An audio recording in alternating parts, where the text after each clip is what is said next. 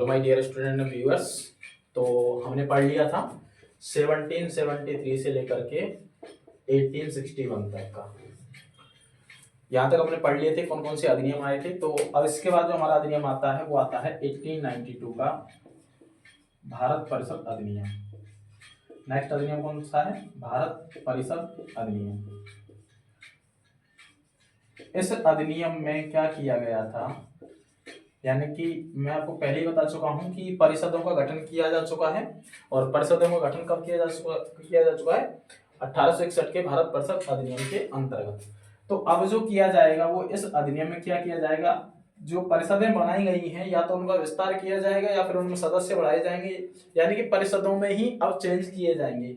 जो ब्रिटिशर्स थे वो क्या कर रहे थे, अब धीरे धीरे भारतीय शासन व्यवस्था में परिवर्तन ला रहे थे। तो अब जो परिवर्तन लाएंगे वो केंद्रीय परिषद और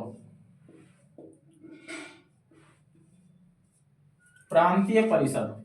कौन सी परिषद? प्रांतीय परिषद। इसमें क्या किया उन्होंने? विस्तार किया। क्या किया? विस्तार किया।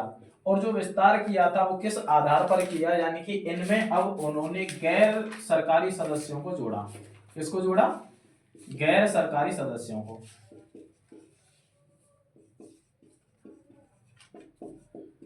उन्होंने गैर सरकारी सदस्यों को इसमें जोड़ दिया। तो उन्होंने एक और चेंजेस किया, यानी कि गैर सरकारी सदस्य जोड़े तो सरकारी सदस्य इसमें थे, यानी कि अब जो बहुमत होगा वो किसका होगा? सरकारी सदस्यों का।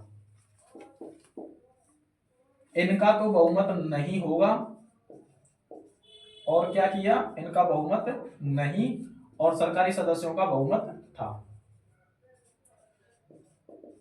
इसका तात्पर्य क्या था, यानी कि अगर कोई निर्णय लिया जाएगा दोनों परिषदों में, केंद्रीय और विधान परिषदों में अगर कोई निर्णय लिया जाएगा तो उस निर्णय में जो सरकारी सदस्य होंगे केवल वही बहुमत दे सकते हैं, यानी कि उन्हीं के निर्णय स्वीकार किए जाएंगे, वही अपना बहुमत दे सकते हैं।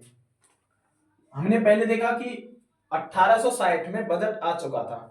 अब जो बजट आ गया तो इस अधिनियम में क्या किया गया, यानी कि परिषदों में विस्तार करके बजट पर क्या प्रक्रिया बहस कर दी? बजट पर बहस। यानी कि बजट पर अब क्या होने लग गई? चर्चा होने लग गई। यानी कि अब जो इनका विस्तार किया तो बजट पर क्या हो गया? विस्तार हो गया। और एक और इसमें चेंजेस किया, धीरे धीरे परिवर्तन ला रहे हैं। जो ये गैर सरकारी सदस्य चुने जाएंगे, यानी कि इन परिषदों के अंदर जो गैर सरकारी सदस्य आएंगे, गैर सरकारी सदस्यों का चुनाव कैसे होगा? चुनाव प्रक्रिया के आधार पर। जो गैर सरकारी सदस्य नियुक्त किए जाएंगे, गैर सरकारी सदस्यों की नियुक्ति होगी, वो किस आधार पर होगी? चुनाव प्रक्रिया के आधार पर। चुनाव प्रक्रिया के आधार पर। आपको एक और कंफ्यूजन में दूर करता हूं कि जो चुनाव इस शब्द को जोड़ा गया है, चुनाव प्रक्रिया है, वो इस अधिनियम के अंतर्गत अधिनियमित नहीं किया गया, यानी चुनाव शब्द का कहीं पर जिक्र नहीं है, लेकिन एक प्रक्रिया थी और उसको चुनाव प्रक्रिया का नाम दिया गया, यानी कि ये अधिनियमित नहीं है। चुनाव प्रक्रिया अधिनियमित नहीं थी। तो आपसे क्वेश्चन जो किया जाएगा वो किया जाएगा कि किस अधिनियम के आधार पर परिषदों का गठन किया गया? तो 1861 के आधार पर।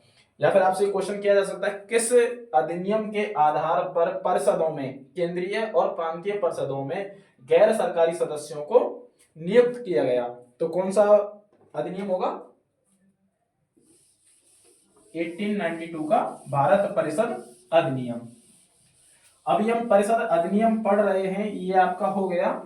और एक और अधिनियम बचता है भारत परिषद अधिनियम, और वो अधिनियम है 1909 का।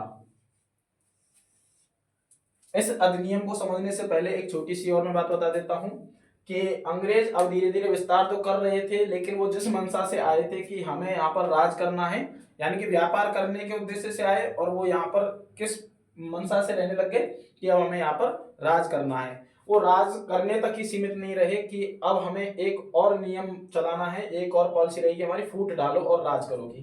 तो उसके आधार पर जो बंगाल प्रांत हुआ करता था, जो उस समय पर सबसे बड़ा प्रांत था, बंगाल प्रांत था, उसको उन्होंने क्या कर दिया? दो हिस्सों में तोड़ दिया। और उन्होंने जो उसको तोड़ने की जो वजह बताई थी वो बताई थी कि इसका विस्तार बहुत ज्यादा है, प्रशासनिक कामकाज इसके नहीं संभाल पा रहे हैं, तो उन्होंने उसको तोड़ दिया। और 1909 में एक अधिनियम आया, भारत परिषद अधिनियम।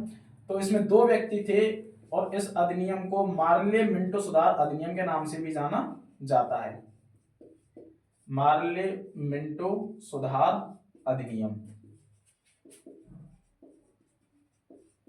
ये नियम था क्या, यानी कि जो मार्ले थे ये कौन थे, भारत सचिव थे। कौन थे ये, भारत सचिव।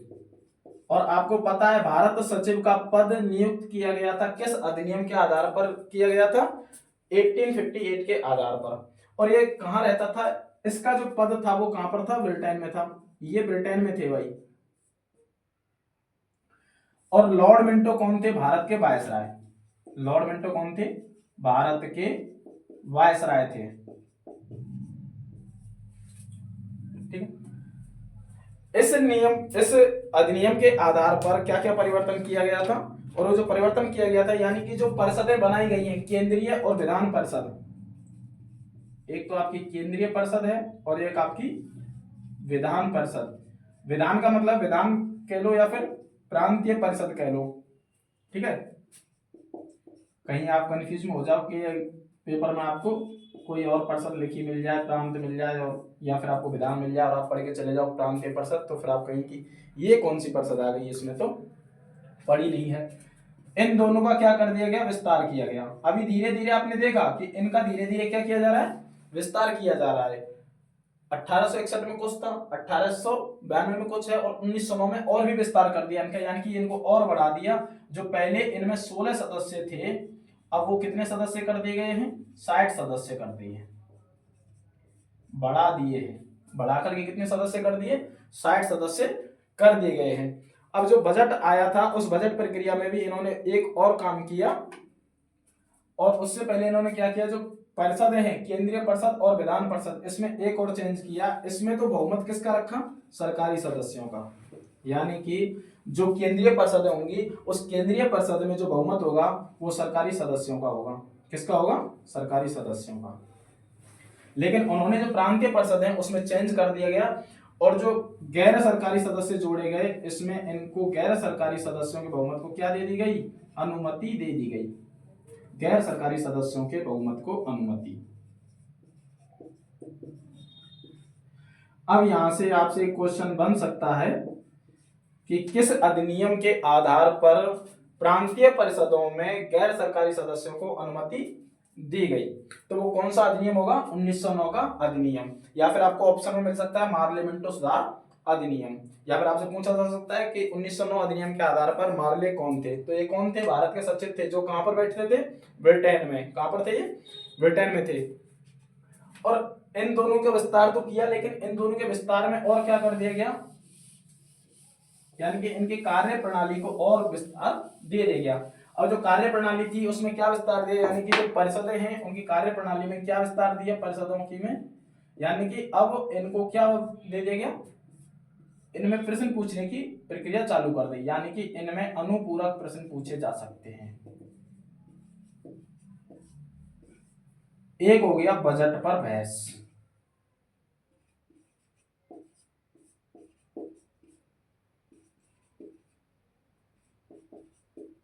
ये दो चीजें इसमें कर दी गई, यानी परिषदों में अब क्या कर दिया गया, एक तो बजट पर बहस कर दिया गया, यानी कि इनके जो चर्चा के विषय थे परिषदों में, चर्चा के विषय को क्या कर दिया गया, बढ़ा दिया गया।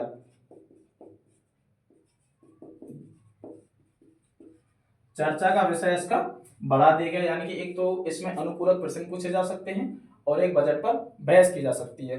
अच्छा, अनुपूरक प्रश्न क्या होते हैं, पूरक प्रश्न क्या होते हैं, ठीक है ना। तो ये सारी चीजें हम कहाँ पढ़ेंगे, जब हम पार्लियामेंट पढ़ रहे होंगे वहां पर ये सारी चीजें आएंगे। पार्लियामेंट में हम सारी चीज पढ़ेंगे, बजट प्रक्रिया क्या होती है, बजट को कैसे कैसे पेश किया जाता है, वहां पर हम पढ़ेंगे, जब पार्लियामेंट पढ़ेंगे। अभी यहाँ पर हम क्या पढ़ रहे हैं, केवल संवैधानिक विकास पढ़ रहे हैं कि संविधान का विकास कैसे कैसे हुआ था। और एक और चेंज किया इन्होंने, और वो चेंज किया था, यानी कि जो वायसराय की परिषद हुआ करती थी, ये पहली बार हुआ है, ठीक है ना, वायसराय की या फिर गवर्नर जनरल की। उन्होंने क्या किया कि एसोसिएशन बनाने के लिए अनुमति दे दी, यानी कि कोई भी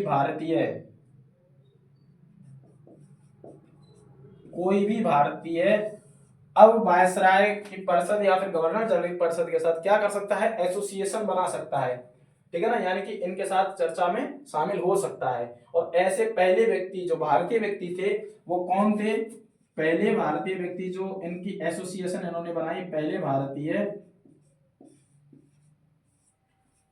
सत्येंद्र प्रसाद सिन्हा थे भाई।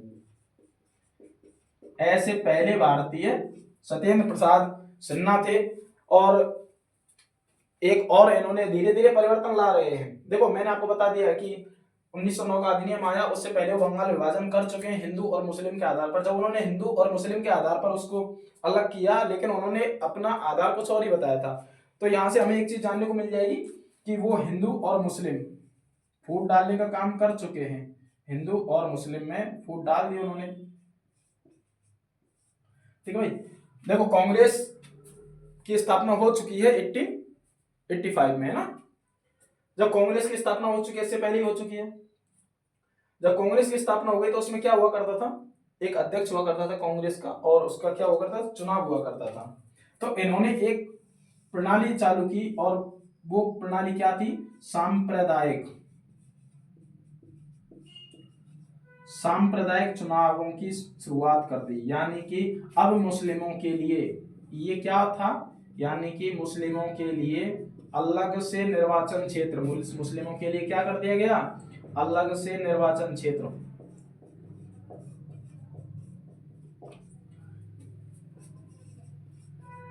अब देख लीजिए आप कि इन्होंने क्या काम किया, यानी कि ऐसे तो नहीं टूटेगा देश, लेकिन ऐसे टूट जाएगा।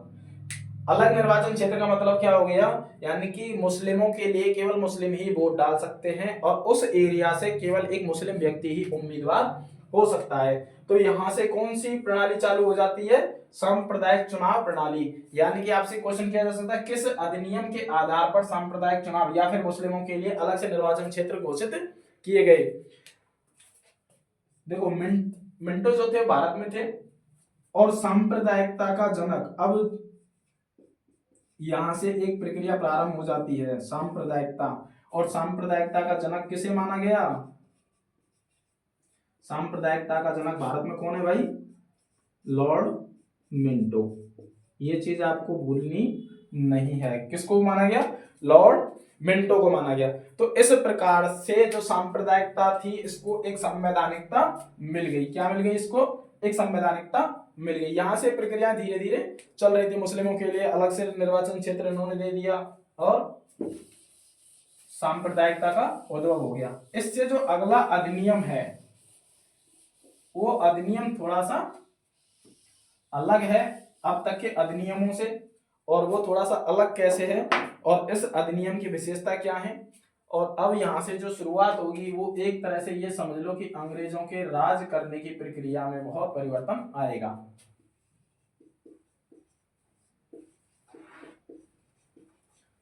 नाम से ही पता चल रहा है, भारत शासन अधिनियम, यानी कि अब भारत पर पूर्ण रूप से शासन करने के लिए अधिनियम लाया गया। तो देखो अगस्त 1917 में अंग्रेजों ने एक बात कही, अगस्त 1917 में अंग्रेजों ने एक बात कही, और वो बात थी कि अब तक हम जो शासन कर रहे थे वो शासन था, लेकिन अब हम शासन को कैसा करेंगे, सुधार लाएंगे शासन में। क्या करेंगे, सुधार। तो यानी कि अब हम जो भी कानून लेकर के आएंगे या फिर हम जो भी अधिनियम लेके आएंगे, उसको एक सुधार अधिनियम के नाम से जाना जाएगा। यानी कि पहली बार सरकार ने इसका क्या किया, उत्तरदायी सरकार बनाना सुधार था। और अंग्रेज क्या कह रहे हैं, उत्तरदायी सरकार बनाएंगे। यानी कि उत्तरदायी का मतलब क्या है, और उन्होंने ऐसा क्यों कहा कि सरकार को उत्तरदायी बनाना, क्योंकि इस समय तक आते आते भारत में शिक्षा का प्रसार हो चुका था। कई पत्रिकाएं निकाली जा रही थी, कई मैगजीन्स निकाली जा रही थी, और उनसे भर भर करके प्रश्न पूछे जा रहे थे, लेकिन सरकार उत्तरदायी नहीं थी, तो उनके जवाब नहीं मिलते थे, है ना। जब उनके जवाब नहीं मिलते थे, कई अखबारों को बंद किया गया था, कई प्रेसों को बंद कर दिया गया था। अब उन्होंने कहा कि ऐसे तो काम नहीं चलेगा, अंग्रेजों को लग गया कि भारतीयों को कुछ ना कुछ तो देना होगा, तो थोड़ा बहुत देते हैं। तो उन्होंने हिंदुस्तानियों को शांत कराने के लिए उन्होंने कह दिया कि हम एक उत्तरदायी सरकार बनाएंगे। तो 1919 में इसको पेश किया गया, 1919 में पेश किया, याद रखना है 1919 में पेश किया। और इस अधिनियम को 1921 से क्या किया गया, लागू किया।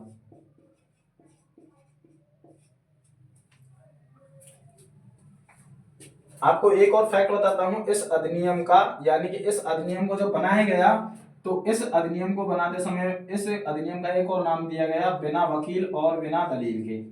बिना वकील और बिना दलील, इसका मतलब था क्या, यानी कि अब हम आपके लिए ना तो कोई आपके नाम पर एफआईआर करेंगे, ना हम आपको मुजरिम साबित करेंगे, ना हम आपको वकील करने देंगे, सीधा हम आपको पकड़ेंगे और जेल में ठूंस देंगे, चाहे हमें आपको फांसी की सजा ही क्यों ना देना पड़े। तो बिना वकील और बिना दलील के इन्होंने ये प्रक्रिया क्या कर दी, प्रारंभ कर दी। अंग्रेजों ने अब थोड़े से कानूनों को टफ करते जा रहे हैं वो, है ना, कानून कैसे कैसे बनाएंगे। तो इस अधिनियम को एक नाम से और जाना जाता है, एक तो ये हो गया बिना वकील और बिना दलील, और एक होता है मॉन्टेग चैम्सफोर्ड। मॉन्टेग चैम्सफोर्ड अधिनियम। मॉन्टेग कौन थे, भारत सचिव थे ये, जो कहां बैठता था, ब्रिटेन में। और चैम्सफोर्ड कौन थे, वायसराय थे। तो इस अधिनियम की क्या क्या विशेषताएं थी, यानी कि इसने क्या किया, जो केंद्रीय और प्रांतीय विषय हैं उनकी पहचान करना स्टार्ट कर दिया। यानी कि एक तरह से अगर हम देखें तो केंद्रीय और प्रांतीय विषयों की अलग करना, केंद्रीय और प्रांतीय विषय, यानी कि इसका मतलब क्या था, केंद्रीय और प्रांतीय विषय का, यानी कि एक तो सेंट्रल बॉडी अलग कर दी गई और एक स्टेट बॉडी अलग कर दी गई।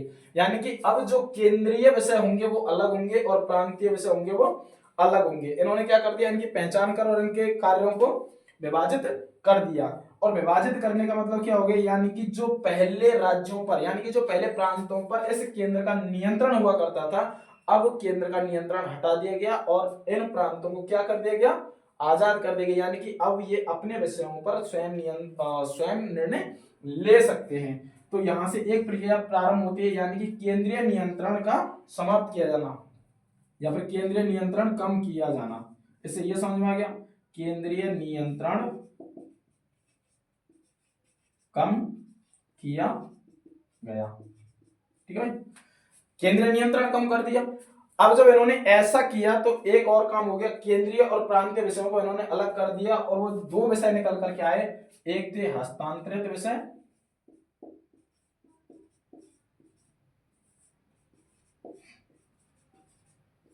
और एक थे आरक्षित विषय।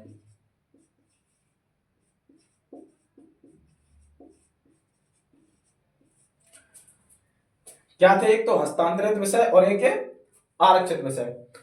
तो इन पर शासन किस किस का हुआ करता था, इस वाले पर तो गवर्नर का शासन था, इस वाले विषय पर किसका शासन था, गवर्नर का शासन था। और इस वाले विषय पर किसका शासन हुआ करता, तो गवर्नर की जो कौन थी, कार्यपालिका, कौन थी, गवर्नर की कार्यपालिका।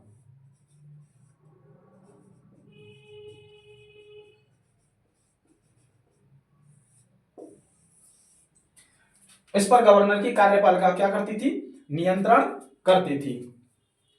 तो यहां से हमें एक चीज समझने को मिल रही है, यानी कि केंद्रीय विषय अलग हो गए, प्रांतीय विषय अलग हो गए। अब जब दो विषय अलग हो रहे हैं, यानी कि दो बॉडीज बन रही हैं, तो यानी कि एक तरह समझ आए कि ये कौन सी प्रक्रिया प्रारंभ हो जाती है, यहाँ पे द्वैध शासन की प्रक्रिया। कौन सी प्रक्रिया प्रारंभ हो जाती है, द्वैध शासन प्रणाली प्रारंभ हुई। तो आपसे क्वेश्चन पूछा जा सकता है कि द्वैध शासन प्रणाली किस अधिनियम के आधार पर प्रारंभ की गई थी, तो किसके आधार पर, 1919 के अधिनियम के आधार पर। तो इससे समझ में आ गया कि द्वैध शासन प्रणाली प्रारंभ कर दी गई है। अब जो पहले 1909 में एक नियम हुआ था वो क्या था, सांप्रदायिक, सांप्रदायिकता के लिए चुनाव प्रक्रिया प्रारंभ की गई, ठीक है ना। सांप्रदायिकता के जनक कौन थे, लॉर्ड मिंटो। अब इसने क्या किया, यानी कि पहली बार द्विसदनीय व्यवस्था, प्रत्यक्ष और निर्वाचन की व्यवस्था की गई, यानी कि अब द्विसदन आए हैं और उनके लिए अलग से क्या कर दिया गया, निर्वाचन प्रक्रिया प्रारंभ कर दी गई। जो वायसराय की जो कार्य परिषद हुआ करती थी, वायसराय की कार्य परिषद, इसमें भी अब ये यहां से आगे आप जितने भी देखोगे वो सब चीजें अलग अलग आपको दिखाई देंगी। जो कार्य परिषद में जो 6 सदस्य हुआ करते थे, कौन थे ये 6 सदस्य जो थे, इन 6 सदस्यों को छोड़कर, मैं पहले बता चुका हूं, जो वायसराय की परिषद है उसमें भारतीयों को शामिल किया गया, फिर गैर सरकारी सदस्यों को, फिर गैर सरकारी सदस्यों को प्रांतीय क्षेत्रों में क्या दे दी गई, बहुमत की प्रक्रिया दे दी गई। यानी कि इन 6 सदस्यों में से 3 सदस्य कौन है, 3 सदस्य कौन होंगे, भारतीय होंगे। वायसराय की कार्य परिषद में अब धीरे धीरे भारतीयों को शामिल करना उनको पड़ रहा है, क्योंकि भारतीय अब उन पर दबाव बनाते जा रहे हैं, अब उनको हक चाहिए अपना। अगर वो ऐसा नहीं करेंगे तो फिर भारतीयों को अब शासन नहीं करने देंगे। और ये क्या कर देगा, वहां कहा था केवल के 3 भारतीय होंगे, यहां पर क्या कर देंगे, आवश्यक शब्दों को पकड़ना है, आवश्यक क्या कर दिया, यानी कि वहां पर कंफर्म नहीं था कि हम 3 सदस्य भारतीय रखें, लेकिन यहाँ आवश्यक कर दे, यानी कि जो वायसराय की कार्य परिषद होगी उसमें 6 सदस्य होंगे, उन 6 सदस्यों यानी कमांडर ऑफ चीफ को छोड़ करके उनमें से 3 सदस्य कौन होंगे, भारतीय। कमांडर ऑफ चीफ को छोड़ करके, कमांडर ऑफ चीफ इसमें शामिल नहीं होगा, तो कितने सदस्य, 3, और ये भी कैसे हो गए, आवश्यक कर दिए गए। और इससे से क्या हो गया, एक और जो सांप्रदायिकता का जो उन्होंने चालू किया, यानी कि सांप्रदायिक चुनाव प्रणाली, सांप्रदायिक चुनाव प्रणाली, जो सांप्रदायिक चुनाव है, अब उन्होंने क्या किया, इन सब के लिए अलग अलग कर दिया। सब कौन कौन थे, सिख थे भाई, मुस्लिमों के लिए पहले कर ही चुके हैं, और सबसे बड़ा काम जो उन्होंने किया, हिंदुओं को तोड़ने के लिए, ये तो धार्मिक आधार पर था, हिंदुओं को ही तोड़ने के लिए उन्होंने जो किया, दलितों के लिए भी अलग से कर दिया चुनाव प्रणाली, यानी कि अब दलितों के लिए भी निर्वाचन क्षेत्र अलग होंगे। तो सामुदायिक चुनाव प्रणाली में विस्तार किया, और सिख मुस्लिम दलितों के लिए उन्होंने क्या कर दिया, सबके लिए अलग कर दिया। और भारतीय जो ईसाई होंगे, देखो सभी धार्मिक यानी सांप्रदायिकता को बढ़ावा दे रहे हैं, भारतीय ईसाई यानी कि ब्रिटिश ईसाई नहीं, भारतीय ईसाई, और सिख हो गया, मुस्लिम हो गया, और आंग्ल भारतीय,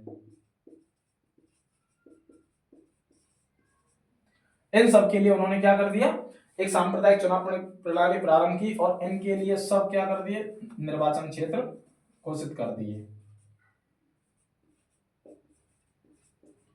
यानी कि अब इनके निर्वाचन क्षेत्र अलग अलग होंगे, यानी कि जो दलित है वो केवल दलित के लिए ही वोटिंग कर सकता है, और मुस्लिम है वो केवल मुस्लिम के लिए ही वोटिंग कर सकता है, और जो सिख है वो सिख के लिए, और आंग्ल भारतीय है वो केवल आंग्ल भारतीयों के लिए ही कर सकता है। तो इस कानून ने एक और कर दिया, संपत्ति, कर या शिक्षा के आधार पर क्या कर देगा, सीमित संख्या में लोगों के मताधिकार प्रदान किया।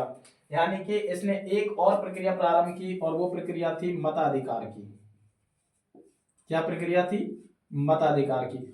और जो मताधिकार दिया जाएगा ये किसके आधार पर दिया जाएगा, टैक्स वैल्यू के आधार पर, यानी कि आपके पास में कितनी संपत्ति है और कितनी शिक्षा है और आप कितना टैक्स पे कर रहे हो, यानी कितना कर पे कर रहे हो, उसी के आधार पर आपको क्या देना होगा, वोटिंग राइट, यानी कि मताधिकार दे दिया है। तो हम संविधान पढ़ते हैं, उसमें ये चीज हमें भी देखने को मिलती है कि हमने 1919 के अधिनियम से क्या चीजें ली हैं, और 1935 के अधिनियम से क्या क्या चीजें ली हैं। सर्वाधिक जो चीजें ली गई हैं वो 1935 के अधिनियम से ही ली गई हैं। इसमें एक और ऐड किया गया 1926 में, एक हुआ 1926 में ली आयोग बनाया गया। क्या बनाया गया, ली आयोग। और ये ली आयोग किसके लिए था, सिविल सेवकों के लिए। किस प्रक्रिया को लेकर के था, सिविल सेवकों की प्रक्रियाओं को लेकर के था। यानी कि ली को भारत बुलाया गया और एक आयोग बनाया गया, और इस भर्ती को लेकर क्या किया गया, लोक सेवा समिति का गठन। लोक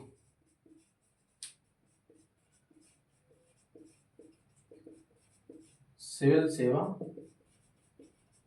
समिति का गठन किया। तो आपसे क्वेश्चन किया जा सकता है कि लोक सिविल सेवा समिति का गठन कब किया गया था? लोक सिविल सेवा आयोग कब बनाया गया? तो कब बनाया गया? 1926 में। और किसकी सिफारिश के आधार पर बना था? ली आयोग की सिफारिश। यानी कि इसने अपनी सिफारिशें पेश की थी, ली आयोग बनाया गया था और इसने भी क्या की थी? सिफारिशें पेश की थी। और इन्हीं सिफारिशों के आधार पर लोक सिविल सेवा समिति यानी कि लोक सिविल सेवा आयोग का क्या किया गया? गठन किया गया। लोक सिविल सेवा आयोग, कमीशन कह लो, है ना, लोक सिविल सेवा कमीशन। यानी कि जो आज यूपीएससी है, ईएससी के आधार पर क्या की गई थी? रिकमेंडेड थी, है ना। तो इसने क्या किया? जो विधानसभाएं हैं उनमें बजट बनाने की प्रक्रिया को अलग कर दिया, यानी केंद्रीय और विधानसभाओं में, यानी कि बजट को क्या कर दिया गया? अलग कर दिया। और पहली बार यानी कि राज्यों के लिए क्या कर दिया गया? बजट प्रक्रिया को अलग कर दिया। यानी कि अब तक बजट जो बन रहा था वो केवल एक ही जगह पर बजट रिप्रेजेंट किया जाता था, लेकिन अब बजट को क्या कर दिया गया? अलग कर दिया गया। यानी कि बजट प्रक्रिया कहां से प्रारंभ होती है? 1860 से। और बजट पर धीरे धीरे चर्चाएं बढ़ाई गई, है ना, प्रश्न पूछने का विस्तार किया गया। और अब क्या कर दिया गया? यानी कि केंद्रीय बजट को प्रांतीय बजट से क्या कर दिया गया? केंद्रीय बजट को प्रांतीय बजट से अलग।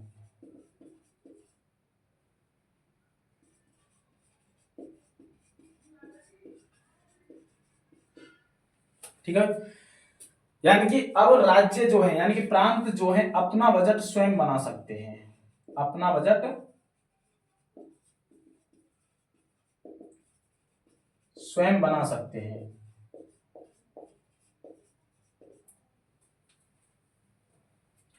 तो ये प्रक्रिया धीरे धीरे चेंजेस होती जा रही थी।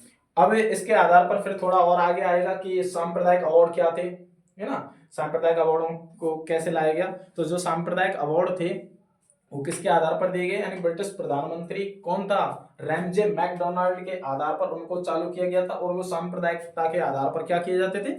दिए जाते थे। तो फिर हमारा अगला जो एक्ट होगा वो हमारा एक्ट होगा, मैं इसको आप बता देता हूं कि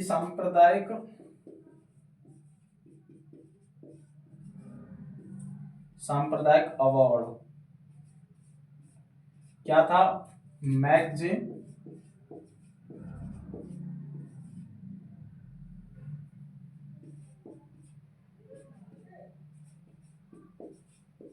और एक कहां के प्रधानमंत्री थे? ब्रिटेन के प्रधानमंत्री।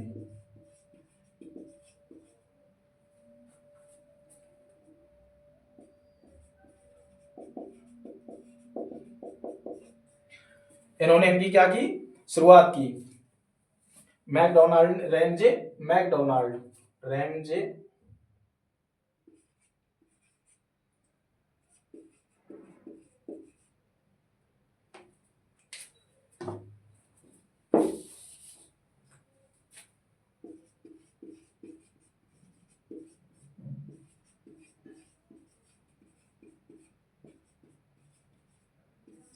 रैमजे मैकडोनाल्ड सांप्रदायिक अवार्ड की शुरुआत की। और ये कहां के प्रधानमंत्री थे? ब्रिटेन के प्रधानमंत्री। यानी कि जो ये दिया जाता था ये किसके आधार पर दिया जाता था? ये कम्युनल अवार्ड था और सांप्रदायिक अवार्ड के आधार पर ये दिया जाता है। यानी कि कैसा अवार्ड था? ये कम्युनल अवार्ड था।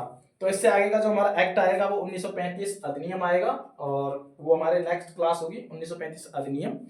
अब क्या होता है, क्या क्या नहीं होता है, कार्यपालिका, न्यायपालिका और इन सब का क्या होता है, अगला गठन होता है। यहाँ तक हमने सब कुछ देख लिया है कि किस प्रकार से भारत शासन अधिनियम ने परिषदों में विस्तार किया और भारतीयों को किस तरह से थोड़ी थोड़ी